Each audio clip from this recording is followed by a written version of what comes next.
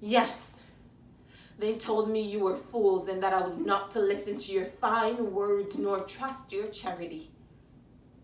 You promised me life, but you lied. You think that life is nothing but not being stone dead? It is not bread and water I fear. I can live on bread. When have I asked for more?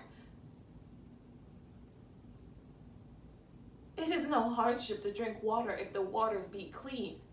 Bread has no sorrow for me, and water no affliction, but to keep me from the light of the sky, the sight of the fields and flowers, to chain me so I can never again ride with the soldiers nor climb the hills, to make me breathe in foul, damp darkness, and to keep me from everything that will bring me back to the love of God when your wickedness and your foolishness has tempted me to hate him. All of this is worse than the furnace in the Bible heated 7 times.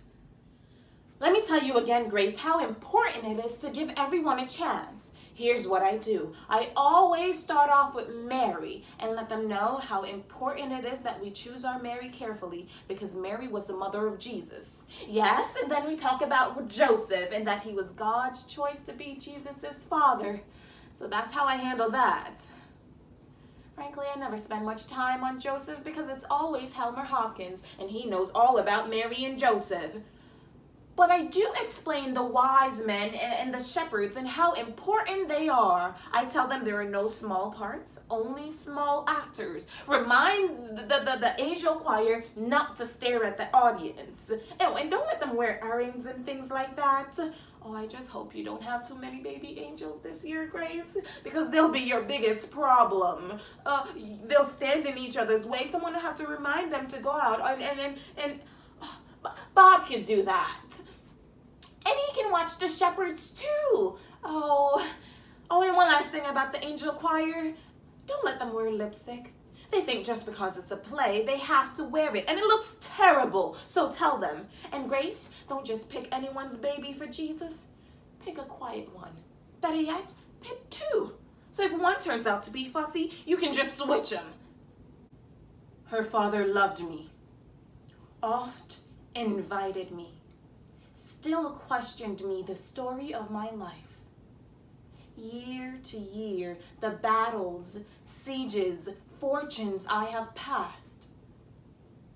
I ran it through even from my boyish days to the very moment that he bade me tell it, wherein I spake of the most disastrous chances, of moving accidents by flood and field, of hairbreadth escapes in the imminent deadly breach, of being taken by the insolent foe and sold to slavery, of my redemption thence, and of the cannibals that each other eat, the anthropophagi men whose heads do grow beneath their shoulders. This to hear would Desdemona seriously incline. But still the house affairs would draw her thence, whichever as she could with haste dispatch should come again, and with a greedy ear devour up my discourse, which I, observing, took once a pliant hour and found good means to draw from her a prayer of earnest heart that I would all my pilgrimage dilate. And often did beguile her over tears when I did speak of some distressful strokes my youth suffered. My story being done, she gave me for my pains a world of sighs. She swore in faith 'twas strange, 'twas passing strange. She wished she had not heard it, yet she wished that heaven had made her such a man. She thanked me, and she bade me, if I had a friend that loved her, I should but teach him how to tell my story, and that would woo her. Upon this hint I spake. She loved me for the dangers I have passed, and I loved her, for she did pity them. This only is the witchcraft I have used. Here comes the lady.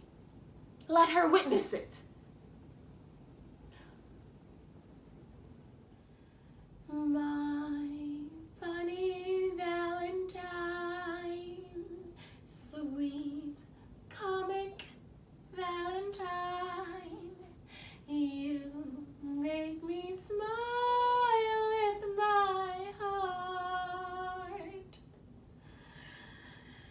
Your looks are laughable, unphotographable, yet you're my favorite work of art.